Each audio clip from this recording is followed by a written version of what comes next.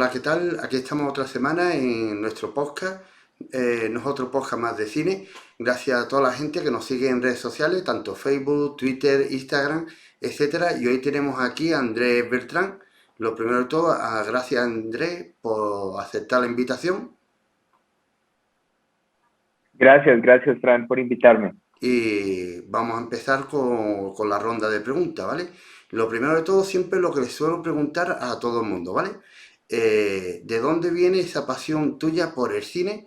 ¿Qué película te marcó y te enamoró tanto para poder querer dedicarte a este oficio?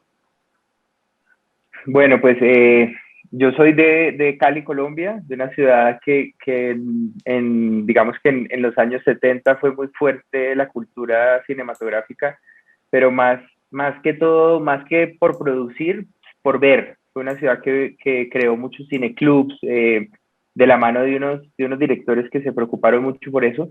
Y mis padres son de esa generación, de los 70 en Cali, y estamos hablando de algunos cineastas como Andrés Caicedo, Luis Ospina, Carlos Mayolo, que son referentes pues en nuestro país, en Colombia. Y yo creo que todo eso hizo que de alguna manera, cuando yo creciera en los 80, yo soy del 86, eh, sin querer o sin buscarlo, me llegara de alguna manera por medio de esa cultura que se ha creado en esa época, el cine. Entonces, yo creo que mi amor por el cine nace de querer ver películas, de ir al cine. Recuerdo que íbamos con mis padres, íbamos al cine 2 o 3 veces por semana. El fin de semana a veces entrábamos a ver una película a las 6 de la tarde y luego a las 9 veíamos otra y a veces hasta las 11 12 de la noche veíamos otra en un solo día, 3 películas de seguido. Y mis padres, sin ser cineastas, ni mucho menos, me inculcaron ese amor por el cine. Y luego, cuando yo ya tuve que decidir qué hacer con mi vida, que esa es como la gran pregunta cuando uno ya está cerca de graduarse en el colegio, mis papás me dijeron, bueno, ¿usted qué quiere hacer? Y yo dije, pues yo quiero ser director de cine. Claro, había investigado un poco qué hacía un director, hice un corto en el colegio, un cortometraje sin saber nada, y eso de alguna manera me hizo entender que eso era lo que quería hacer sin que en nuestro país haya mucha cinematografía. En ese momento, ahorita, después de la ley de cine del 2003, hay muchas más películas, sin duda alguna, pero en ese momento eran escasas las películas y fue como un salto al vacío y mis padres pues me apoyaron y ahí pues entré a estudiar cine en la universidad.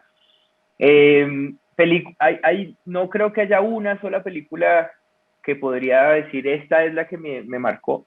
Hay muchas, digamos que parte de esta cinefilia que había en mi casa también hizo que viera películas muy pequeño, a una edad que todavía ni las entendía.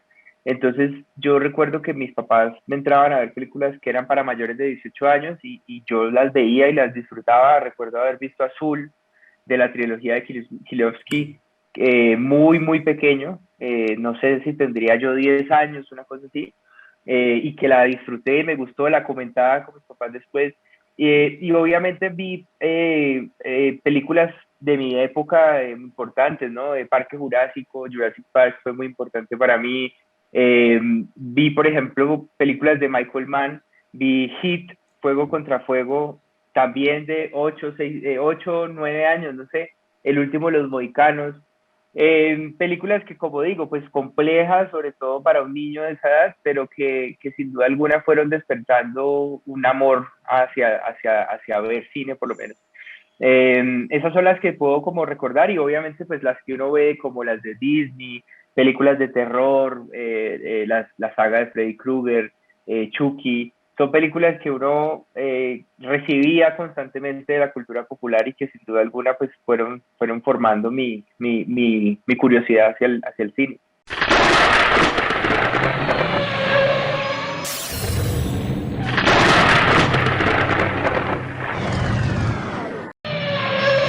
Claro, pero después estudiaste cine y aprendiste, ¿cómo fue? ¿Aprendiste cine o aprendiste cine en una escuela o de manera autodidacta? Háblanos un poco de tus inicios. Claro, en ese momento no habían tantas escuelas de cine en Colombia, existían un par, muy pocas. Ahora hay muchas más, porque claramente, pues, como decía, el cine ha crecido mucho en nuestro país.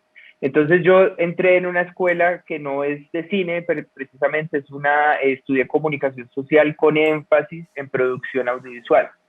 Y es un poco para tranquilizar a mis padres de que estaban, pues, de que yo estaba estudiando una carrera consolidada que llevaba muchos años en Colombia establecida, pero mi carrera fue enfocada absolutamente a realizar cortometrajes. Desde que yo entré, desde primer semestre, todos los trabajos que yo podía hacer los hacía en vez de escribir o de hacer ensayos, pues yo hacía cortometrajes.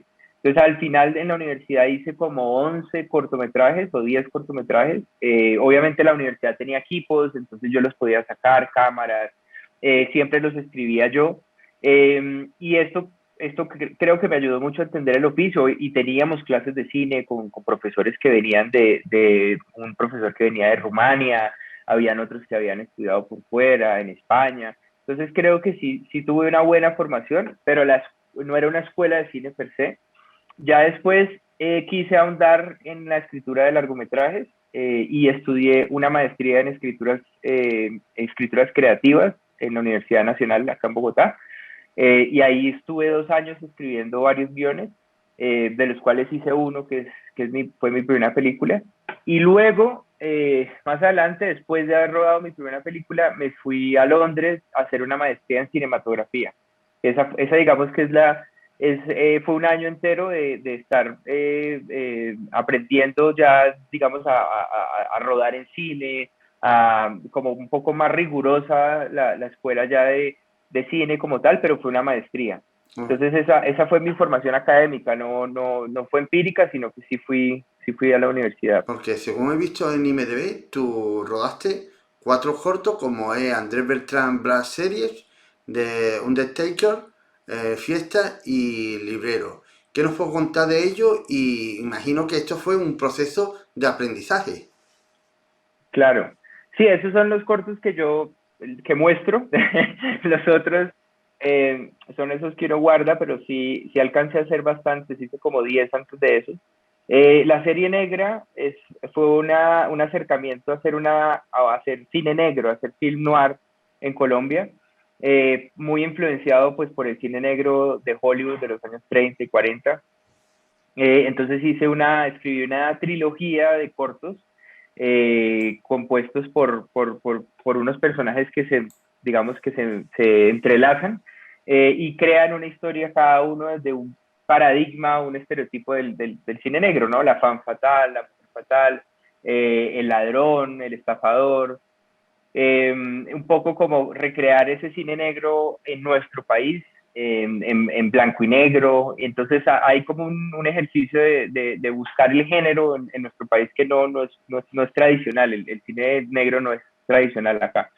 Esa fue una experiencia muy bonita y realmente fue como un año de trabajo, que fue cuando me di cuenta que hacer un cortometraje pues era casi como hacer un largo, si se quería. Entonces que el próximo proyecto que iba a hacer iba a ser un largometraje, porque dije tanto tiempo, tanto esfuerzo. Entonces con ese mismo equipo hicimos luego El Librero, que fue un cortometraje que nos compró una de las cadenas de cine más importantes acá en Colombia, se llama Cine Colombia. Ellos nos compraron El Librero y con El Librero obtuvimos un dinero para financiar esta película que fue mi primer largo, que es Malos Días. Y antes de hablar del largo, hicimos tres cortos más, que son los que mencionaste, que son The Undertaker, Docklands y Fiesta, que eso los hice en la maestría en Londres, con todos los equipos que nos daban allá, con la Alexa, con la Red One, con una cámara, una Movicam de cine. Y ahora último, acaba de hacer uno que se llama Vanity Mirror, que estuvo en Sitges este año, en octubre. Un corto de nuevo para practicar, llevábamos en plena pandemia, pues no rodamos nada, entonces teníamos muchas ganas de rodar y hicimos este corto en pandemia. Esa fue como, yo creo que los cortos son muy buenos para experimentar, para arriesgarse, como no hay ese afán comercial de que uno tiene que hacer dinero con ellos, sino me parece que es un espacio libre y lo quiero seguir haciendo, a pesar de que haya hecho largos y series, me parece que es un espacio que hay que seguir fomentando.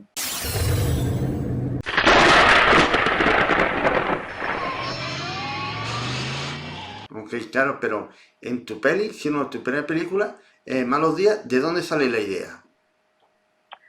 Malos Días es una historia, digamos que de nuevo buscando hacer género en Colombia, es un neo-noir, un poco sale del noir, pero menos clásico, entonces un poco este noir de los años 80, de los hermanos Coen, ¿no? Como Blood Simple, como The Hotspot de Dennis Hopper, como esta atmósfera árida, desértica, donde ya no se ve de alguna manera romantizado el género, sino que es mucho más crudo.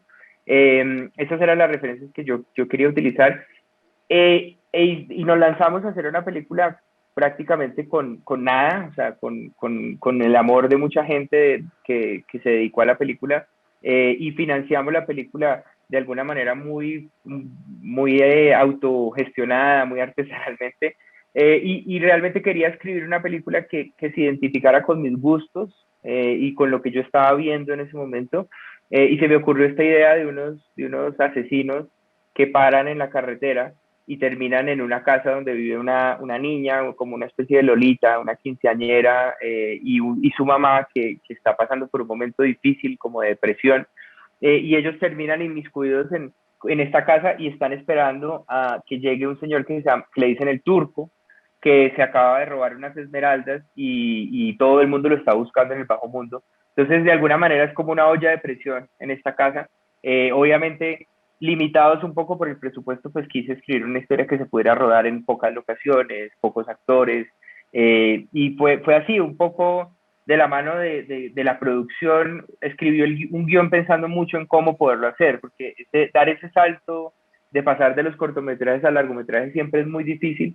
Entonces yo había estudiado muchas carreras de muchos directores y había visto que ellos habían hecho eso. Christopher Nolan hizo Following Halloween. como con 8.000 libras, una cosa así según cuenta la leyenda. Y yo decía, bueno, pues yo quiero hacer eso.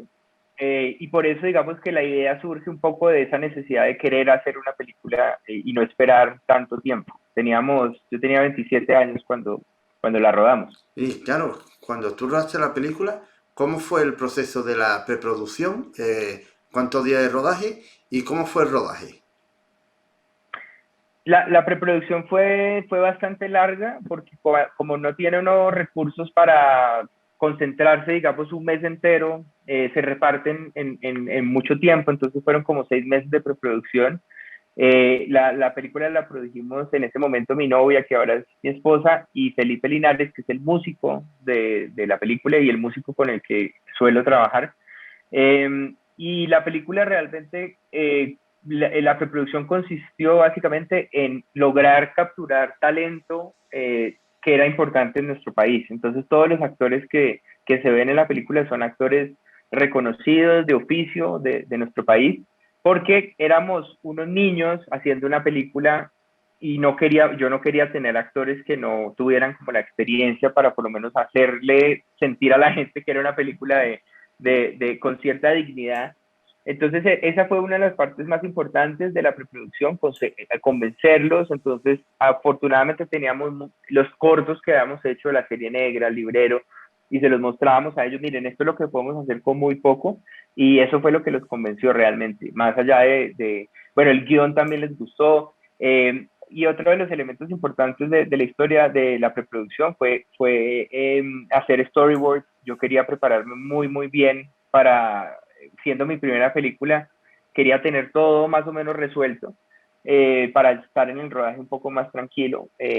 Y así fue, o sea, fue un proceso muy bonito, realmente pues fue un sueño. Yo cada día que pasaba yo decía, ¿será que sí lo vamos a lograr? ¿Será que sí vamos a poder hacer esta película? Porque hay mucha incertidumbre. Y al final pues tuvimos un rodaje de como 25 días, algo así. Nos fuimos todos esto es en una zona alejada de Bogotá que se llama, es un departamento que se llama Boyacá, en una ciudad, en un pueblo muy pequeño que se llama Villa de Leyva, y la casa era por fuera, afuera del pueblo, como en el campo. Nos fuimos todos allá, en la locación donde rodábamos, los actores se quedaban porque no teníamos presupuesto para más, y nosotros conseguimos un campamento, una especie de campamento que para personas que iban a hacer caminatas y eso en el campo, y nos quedamos ahí. Entonces fue todo muy familiar, o sea, cocinábamos entre todos. Es una experiencia que creo que no, es difícil que se repita, pero fue muy bonita porque todos los que estaban ahí querían que la película se realizara. Y al final, pues, la logramos sacar adelante y la estrenamos en Varsovia, en el Festival de Cine de Varsovia, en el 2015, después de 2 años de preproducción, de postproducción, perdón. Ok, y después, ¿cuáles fueron los referentes? Porque a mí se me viene a la cabeza La sombra de una duda de Alfred Hitchcock. Pues sí, yo Hitchcock lo estudié muchísimo, realmente sí, es un director que en ese momento era muy importante para mí, y digamos que lo sigue siendo, pero en ese momento estaba obsesionado con él. Y digamos que a nivel estético habían referentes muy claros como Sam Peckinpah, ¿No? que también es pues referenciado por Tarantino, entonces también Tarantino estaba ahí presente, los hermanos Coen, principalmente su película Sangre Sin fácil. lugar para los débiles, Sangre ¿perdón? fácil. La de los No, jóvenes. Vale, vale. Perdona. es que no sé cómo la tradujeron en España. Se llama No Country for Old Men. Acá Sí, se tradujo Sin vale. lugar para para los Yo débiles. pensaba que era la primera que hizo los Coen. Ah, Blood Simple. Ahí está. Esa también fue una referencia importante. The Hotspot de Dennis Hopper, que ya mencioné. Como decía ese cine de los años 80, y al que denominaron neo-noir, pues que era como en este paraje medio desértico, medio entre la frontera de Estados Unidos con México, que muchas veces pareciera algo de medio western, medio del oeste, pero pues realmente acá la película fue leída como una película del oeste, aunque yo sé que no lo era, pero había muchas referencias a Sergio Leone, ¿no? Como estos planos súper de ojos. Básicamente creo que yo quería meter todas mis referencias en una película y creo que eso le pasa mucho a los directores que hacemos nuestras primeras películas, siempre queremos referenciar el cine que hemos visto y que nos gusta. Ok, y después después de dirigir tu película, te salió la oportunidad de dirigir tres series como es La Ley Secreta, Bolívar y Distrito Salvaje. ¿Cómo te salió esta Sí, oportunidad de trabajar en esta serie? pues eso fue algo muy bonito y muy místico también del universo, porque cuando yo acabé Malos Días, yo estaba en ese momento estaba haciendo publicidad un poco, no estaba muy contento, yo quería hacer series, quería hacer ficción, quería trabajar con actores, y el día que estrenamos la película en Colombia, el jueves se estrenó, el viernes me llamaron de Caracol, que Caracol es una de las cadenas más importantes del país, eh, porque iban a ser las primeras series para Netflix, que fueron unas series que se hicieron, eran como entre novela y serie, ¿no? Como un formato largo de 60 episodios, pero que Netflix ya estaba involucrada desde el inicio. Y Dago García, que es un productor muy importante en Colombia, que es el vicepresidente de Caracol, vio la película. Él es muy curioso, él ve todo lo que se hace, la vio en cine y por eso fue que me llamaron y me contactaron un productor que se llama Sierra Aguilar y me dieron la oportunidad de dirigir alias JJ, pero no como director principal, sino como un director asistente, que es básicamente un director que reemplaza a los directores principales. O sea, ¿Como los segunda directores unidad o no principales tiene nada que ver con la segunda unidad? es como una segunda unidad, pero realmente yo había días que dirigía la unidad principal, porque, por ejemplo, el director se iba a ver una locación, entonces me decía, mañana usted todo el día va a dirigir. Entonces, para mí fue un trabajo a los 29 años muy fuerte, porque muy difícil, muy retador, porque era entrar a trabajar con gente de televisión de toda la vida, actores, en ese momento el protagonista era Juan Pablo Rego, que es un actor importante en nuestro país.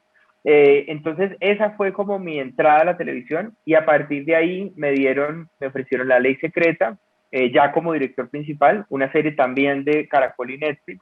Luego Bolívar, que fue un proyecto muy, muy grande en nuestro país, un proyecto ambicioso, gigante, y ahí también fui director principal.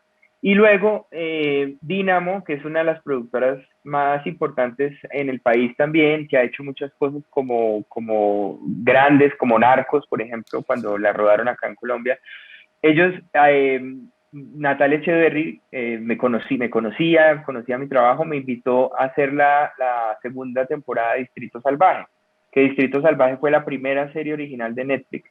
Una serie muy bien escrita, el creador Cristian Conti hizo un trabajo maravilloso, español, Conti es español, y me invitó a hacer 4 episodios de la segunda temporada. Y ahí ya empecé, digamos que a hacer series de pocos episodios o premium, pues series que ya son directamente para las plataformas. Y desde ese entonces, pues he tenido la fortuna de trabajar bastante. Y cuéntanos un poco cómo es la manera de trabajar en una serie de esta envergadura y saber también los plazos. ¿Cuál es la manera de trabajar y cuántas hojas rodáis por día? Digamos que eso depende mucho el esquema de producción. Entonces, en estos proyectos más largos, los que decía de 60 episodios, que son entre serie y novela, por decirlo así, esas series se ruedan mucho más. Entonces, por día, uno hacía 14, 15 páginas al día, que eso es bastante. Y hay algunas que incluso hacen 20, 30 páginas porque son ya formatos muy, muy televisivos de estudio, de poner las cámaras siempre igual. En Bolívar, por ejemplo, yo hacía un promedio de 12 a 14 páginas. Luego, cuando ya pasé a distrito, ahí ya es casi la mitad. Entonces yo hacía 7, 6, o había días que en secuencias muy complicadas de acción hacíamos 4 páginas. Entonces ya empieza a cambiar un poco el modelo de producción y tiene más tiempo para ensayar con los actores, para probar, para decir, bueno, aquí la cámara no funciona, pongámosla acá. Son formatos, por eso digamos que la calidad también es superior, hay mucho más tiempo para trabajar en el día a día. ¿Y qué importancia tiene en Colombia tener una persona que se quiere dedicar al cine? Ha hecho su primera película. ¿Qué importancia tiene en Colombia tener un representante? Cosa que en España es súper fundamental. ¿Tiene la misma importancia? Sí. No, yo creo que no. Es muy importante para los actores. Yo aquí tuve 2 representantes, pero realmente en algún momento, si tu carrera avanza, es ya muy fácil que la gente te conozca. Entonces, es una industria mucho más pequeña, claramente, que la de España. Entonces, es muy fácil que a ti los principales jugadores de la industria, los principales productores te conozcan y te contacten directamente. Entonces a mí en este punto de mi carrera, pues yo ya tengo relación con la mayoría de los productores y ellos me van contando, hay este proyecto, ¿te interesa? Y yo considero que para los directores no es tan relevante a nivel local. Para poder trabajar afuera, claramente sí es importante. Y los actores sí es muy importante porque los actores, mientras uno en un año puede hacer 2 proyectos, máximo 3, los actores pueden hacer muchos más y pueden hacer un episodio aquí, un episodio allá. Entonces ellos realmente necesitan hacer muchos castings, por ejemplo. Casi siempre los directores nos llaman casi que ofreciéndonos el proyecto, en cambio los actores todos tienen que hacer casting. Entonces ese sistema de casting de audiciones hace que ellos sí necesiten un representante que les esté diciendo tienen que ir allá, se preparen esto. O sea, creo que es distinto, pero para los directores yo considero que no es necesario tener un agente, un manager, un representante en Colombia. Y una cosa que me llama la atención es que después de haber rodado esta serie, te lanzas a rodar un cortometraje que se llama Dogland. Es muy raro porque normalmente ya cuando un director hace su primera película, está empezando a trabajar ya en serie de televisión, ya directamente no quiere volver al corto, pero en tu caso me llama la atención que rodaste un corto que se llama Dogland y encima lo rodaste con actores de Inglaterra, ingleses. Cuéntanos un Sí, poco cómo surgió la idea y cómo tuviste la oportunidad de rodar con actores ingleses. Esos cortos realmente los rodeé después de Malos Días de la película, porque fue cuando me fui a Inglaterra a estudiar, pero los finalizamos muy tarde, porque se nos embolató la cosa, se nos complicó la postproducción y como lo hace uno todo como sin recursos, entonces esos cortos realmente yo los hice antes de la serie. Pero hay una cosa que a mí me parece muy importante y es cerrar como los ciclos y a mí me da mucha lástima no terminarlo. Entonces los terminamos cuando ya habíamos rodado, ya había hecho las series y por eso es que están en la línea de tiempo de IMDb, aparecen después. Pero el que hice después, sí, ahora hace un año, es Vanity Mirror, que ese es el que te decía que estuvo en Sitges en Brigadoon, en la categoría de cortos internacionales.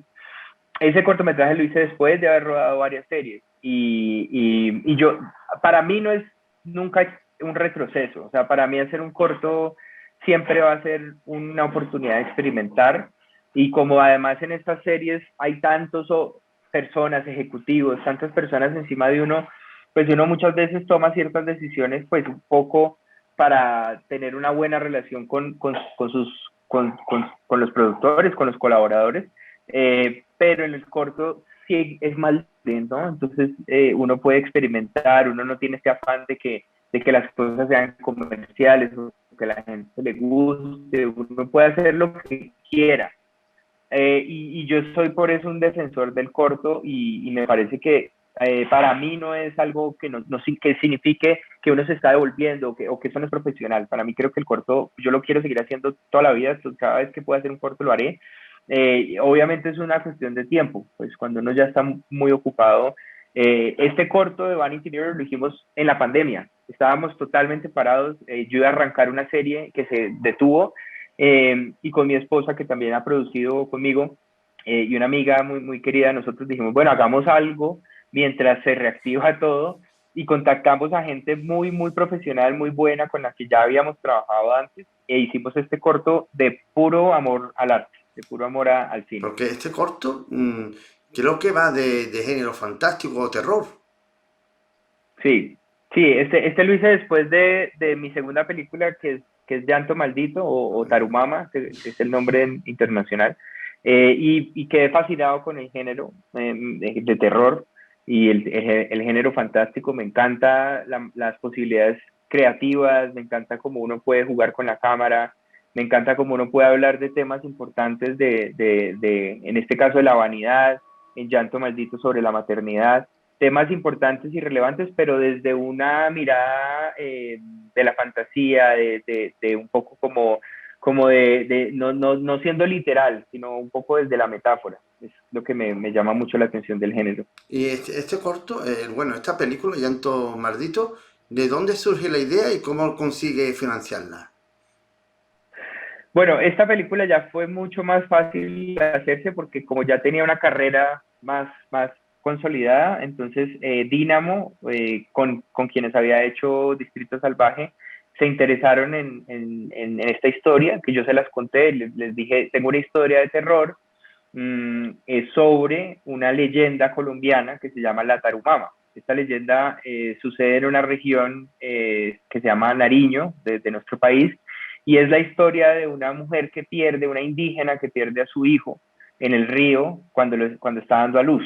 Se le escapa de las manos y el bebé se va por el agua y se pierde. Y a partir de ahí, ella todas las noches sale a buscarlo en el bosque, a llorar y a lamentarse haberlo perdido. Y con el paso del tiempo se empieza a transformar y se vuelve en este monstruo con los senos caídos, con el pelo desgreñado, le salen patas de cabra, como pezuñas, como un poco referente al diablo, y entra a las casas de las personas a comer carbón encendido y se roba a los niños que ve desatendidos. Entonces, cuando yo leí esta historia yo la conozco desde que estaba pequeño, en un libro que se llama Leyendas Colombianas de Javier Ocampo. La conocía, así hay un montón de leyendas en nuestro país, supongo que en España también hay un montón, y me llamó la atención porque yo quería contar la historia de una pareja que estaba en un proceso de separación o de divorcio por un problema que tuvieron en el pasado relacionado con la maternidad, relacionado con la pérdida. Entonces, cuando yo tenía esta historia acá y la leyenda acá, yo dije, esto es perfecto para una película de terror. Entonces, ¿qué pasa si esta familia se va a una cabaña? Pues que es obviamente un lugar ya común en el terror, una narrativa ya muy explorada, y en vez de que se les aparezca fantasmas y bueno, lo demás que ya conocemos, ¿qué pasa si se les empieza a aparecer la tarumama a los niños y que los niños con el susto de que se los lleve esa señorita, esa viejita que se aparece por las noches, les dicen a los papás y los papás como están peleando, están en problemados todo el día, no les ponen cuidado a los niños, no les prestan atención y esto genera como las circunstancias precisas para que una historia de terror surja entre la familia. Y una pregunta que quería saber, me da mucha curiosidad, es cómo es tu manera de trabajar con los actores y en el set. Mm, yo creo que en general les doy mucha libertad a los actores porque me parece que el trabajo de ellos es muy difícil y lo admiro muchísimo. Entonces suelo darles mucha libertad. Sin embargo, en los ensayos, me gusta ensayar no mucho, pero un par de semanas antes del inicio del rodaje, descubrimos cosas juntos y esas cosas son las que al final, no sé, el tono de la voz, el tiempo, la velocidad, la cadencia, cosas muy técnicas. Hablamos mucho sobre los personajes, sobre digamos, la trasescena, todo lo que ha ocurrido por fuera de la historia. Y entre los dos, entre los actores y yo, descubrimos cosas que son las que después llevamos al rodaje, porque el rodaje siempre son tiempos limitados y uno no tiene tiempo para filosofar tanto, sobre todo cuando no tiene tantos recursos. Y ahí en escena soy muy preciso, o sea, con las indicaciones, ahí sí soy muy preciso y digamos toda esa libertad que he dado, la empiezo de alguna manera como a guiar y a contener y a decir por aquí, por acá no es. Y en ese orden de ideas, pues creo que es un balance entre dar libertad y guiar, porque los actores sí necesitan una guía. O sea, los actores, bueno, todo el equipo necesita a alguien que esté tomando decisiones en un set, porque como digo, el tiempo es tan limitado, si uno como director no se compromete con algo, la película o la serie se vuelve caótica y pierde como de alguna manera coherencia. Entonces ahí esa es como la manera como me gusta trabajar. Siempre ensayamos antes de rodar la escena. Les cuento mucho lo que voy a hacer con la cámara porque eh, a pesar de que soy un director técnico, miro los lentes, me gusta escoger los lentes, me gusta escoger los ángulos. No dejo eso nunca como solo al fotógrafo, sino que lo hacemos juntos. Yo siempre tengo una idea de lo que quiero hacer. A pesar de que soy muy técnico, pues trato de contarles a ellos cuál es mi plan de la escena para que ellos también puedan participar y puedan ser parte de lo que uno está haciendo. No es solo pues como un modelo que uno los pone ahí, camine de aquí a acá, sino que bueno, esto es lo que quiero, ustedes qué pueden también traer. Porque finalmente creo que esto es un trabajo de equipo, o sea, el cine, esa idea de que el director pues es un autor y que es intocable y que nadie le puede opinar, yo no estoy de acuerdo, yo creo que el director está al servicio de una historia y todo el equipo está al servicio de esa historia y es la única manera de hacerlo bien es trabajando en equipo. Para ti, ¿tiene mucha importancia tener un buen ayudante de dirección? Sí, totalmente. Eso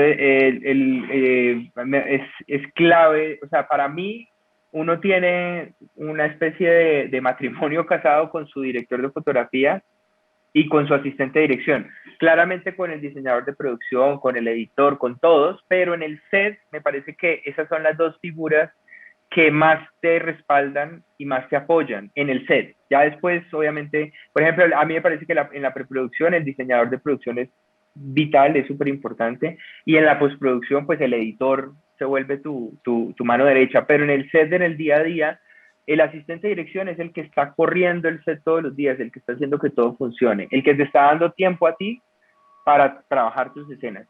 Y el director de fotografía es el que te está ayudando a eso que tienes en la cabeza o en un storyboard, o en un dibujo, en un plano, te ayuda a hacerlo realidad, ¿no? Bien sea con los movimientos de cámara o con la luz. Entonces, esos para mí son dos personajes que si tú no tienes una buena química con ellos dos, el rodaje no funciona para nada. Vale, y después, la peli Yendo al Maldito estuvo en selección en Sille, ¿vale? Hmm, Y después tuvo la ayuda del Brown Window. ¿Qué es el Brown Window? Si hmm. me puede explicar un poco. Claro, perdón, en Latinoamérica hay un mercado muy importante que es el mercado de Ventana Sur, en Argentina, y eso es un mercado de películas en construcción, bien sea en cualquier etapa, en guión o postproducción, y es un mercado que potencializa los proyectos. Ventana Sur tiene a su vez una sección que se llama Blood Window, eh, dirigida por Javier Fernández, que se dedica a las películas de género fantástico y terror. Eh, Nosotros mandamos la película cuando estábamos en la postproducción y nos ganamos 2 premios allá. Mejor película iberoamericana, que nos dio la oportunidad de estar en Sitges en una categoría y además nos dio la ventana de estar en el mercado de cine más importante del mundo, que es el Marché du Film en Cannes. Entonces, con él y nos ganamos un premio de postproducción para finalizar la película en México. Ese premio fue muy importante porque visibilizó la película y además el terror es muy de nicho, ¿no? Las personas que hacen terror se dedican de lleno al terror y el público los reconoce como directores de terror. Como yo no había hecho películas de terror, había hecho un corto que se llama The Undertaker en Londres, que era gótico, pero no solamente había hecho eso. Para mí fue muy importante ese reconocimiento porque de alguna manera me puso un poco en el panorama de los directores de terror. Y con esto, pues yo creo que ya hacer una segunda película o sea, mi tercera película la quiero hacer de terror, yo creo que ya va a ser un poco más fácil haber estado en Sitges, haber cómo de alguna manera explorado el género, va a ser más fácil, pero en ese momento fue muy importante para nosotros ese premio y ese apoyo de Blood Window. Ok, y ahora, yo creo que acaba de estrenar la serie, la última serie que acaba de rodar, Mala Hierba. Sí, Vale, y tú fuiste uno de los creadores y directores. ¿Cómo es el sí, sí, sí. proceso de creación y un guión de una serie? Porque imagino que esto tiene que ser muchos meses y cómo es el proceso de escritura, porque yo creo que lo primero que hacéis es primero una escaleta. Más o menos, Claro. cuéntanos cómo es el proceso. El proceso de la creación de una serie es bastante complejo porque primero Natalia Echeverry, que es la productora también de Llanto Maldito, me invitó a co-crear este proyecto. Y lo primero que hace uno es tener una idea muy sólida con la cual uno después se va a venderla a las distintas plataformas. Hoy en día las plataformas. Entonces, pues pasamos por todas, por Netflix, por Amazon, por HBO. Todas las plataformas la vieron y la que más, pues la que le gustó, la que lo quiso tomar, se llama Pantalla, que es una plataforma de Estados Unidos de contenido para hispanoparlantes, pues es de contenido en español en Estados Unidos. Esta es una plataforma de Lionsgate. Cuando ellos la adquirieron, a partir de ahí lo que empieza a hacer uno, bueno, luego se sumó Sony, el otro partner, lo que uno empieza a hacer ahí es ya estructurar de manera concreta la serie, que es un proceso que se conoce como el cuarto de escritura, en donde nos encerramos todos los guionistas, los creadores, a empezar a hablar episodio por episodio qué va a pasar. Y ahí es donde se hace un outline o una escaleta de cada episodio y vamos generando, digamos, una serie de pasos a los que los personajes principales se van a ver enfrentados en cada episodio para de alguna manera armar la serie. Pero es un proceso muy complejo y por eso hay tanta gente involucrada, porque cada personaje es una línea narrativa y cada interacción, digamos, las subtramas de todos los personajes entre ellos arma otras líneas y eso es el gran esquema de la serie y teniendo en cuenta que tiene que acabarse al final de los 10 episodios, pero dejar abierto un montón de cabos para hacer una segunda temporada. Entonces yo creo que digamos que escribir una buena película es muy complejo, pero yo creo que armar una serie que sea interesante es un reto bien grande. Eh, y bueno, luego ya, digamos que tuve la oportunidad de dirigir 7 episodios de los 10. El otro director es Salomón. Y creo que ahí es la primera vez que tengo de alguna manera pues mis manos estuvieron muy metidas en el material, pues Fuiste como el desde el showrunner, inicio. ¿no?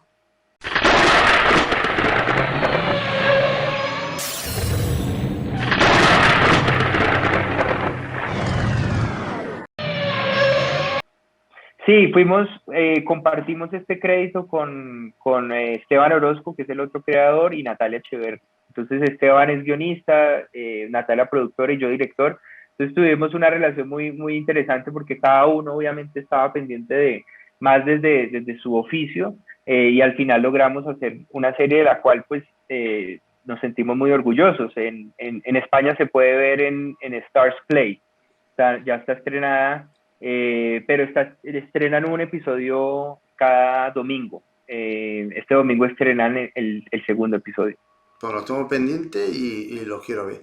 Después, claro, cuando fuiste allí a las plataformas, ¿qué fuiste? ¿Usted por vuestra cuenta o necesita un representante para poder reunirte con las plataformas?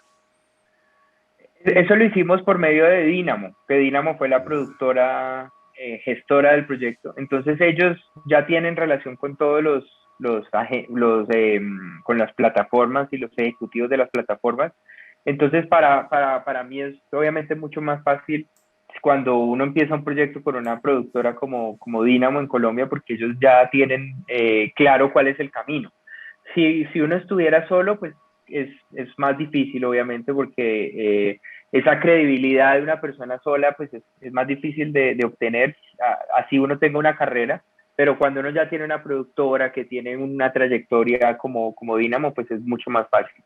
Entonces ellos se encargaron de gestionar todas las reuniones y nosotros sí íbamos a hacer el famoso pitch, que son 10 15 minutos pues de uno contar de qué se trata la serie y por qué es importante que la adquieran, que la compren. ¿Nos puede hablar un poco de tus nuevos proyectos? Según he visto en IMDb, he visto que tienes que rodar una nueva serie y háblanos un poco de tus nuevos proyectos. Claro que sí, sí, después de Mala Yerba, de rodar Mala Yerba, dirigí 4 episodios de la primera temporada de una serie original de Netflix colombiana que se llama Ritmo Salvaje. Son 8 episodios en total, yo hice 4. Esta es una serie con talento local muy importante, como Gracie Rendón, Paulina Ávila, que son referentes muy importantes en nuestro país, bueno, y en muchos otros. Gracie es una cantante que ha tenido una trayectoria y una fama muy importante. Y es una serie sobre música urbana, un poco hablar de la cultura urbana, del reggaetón, de cómo el reggaetón, por ejemplo, es muy importante en los barrios populares de nuestro país y cómo esto ha generado una cultura de cómo vestirse, de cómo actuar, de cómo hablar, de cómo pintarse el pelo, las uñas, en fin, muy importante, y habla de eso, habla de cómo esa contracultura se ha vuelto tan importante. Luego de esa serie hice una serie que se llama Primate, es protagonizada por Cristian Tapan, que es un actor muy importante acá. Bueno, se ganó un platino ahora por su trabajo en El Robo del Siglo, una serie de Netflix acá colombiana.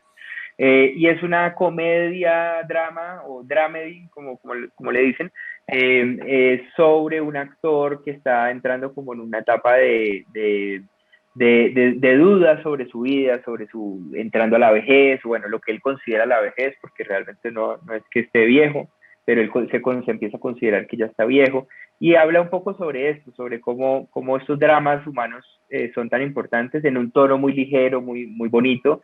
La serie tiene 8 episodios, los hice todos yo, producida por Juliana Barrera, y lo hicimos, la productora es Media Pro, Sí. para Amazon.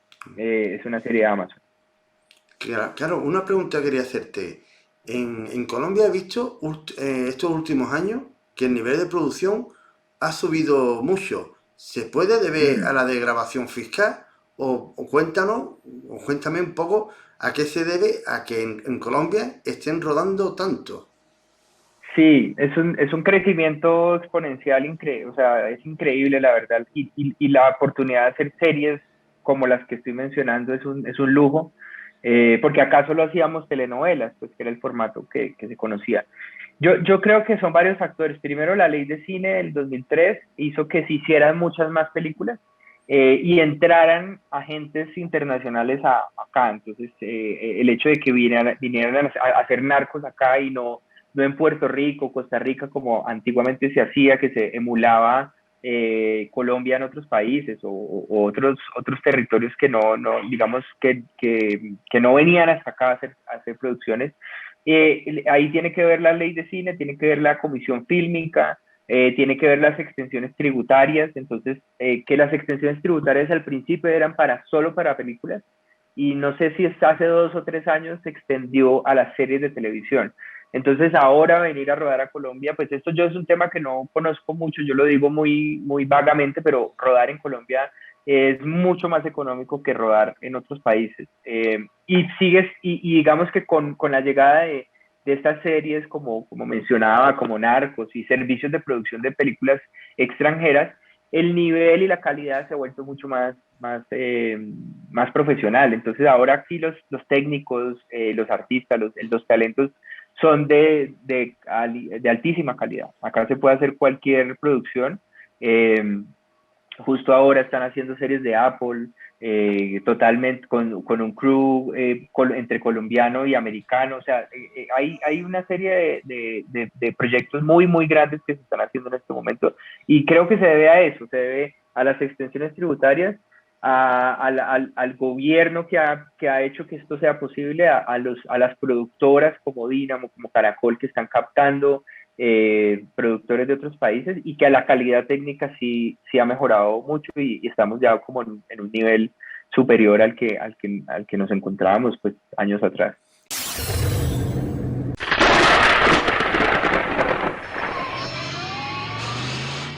Y para terminar, la última pregunta, que siempre se lo pregunto a todo el mundo, ¿qué consejo daría a los nuevos cineastas o a la generación de gente que se quiere dedicar al cine y no saben cómo hacerlo? ¿Qué consejos les puede dar?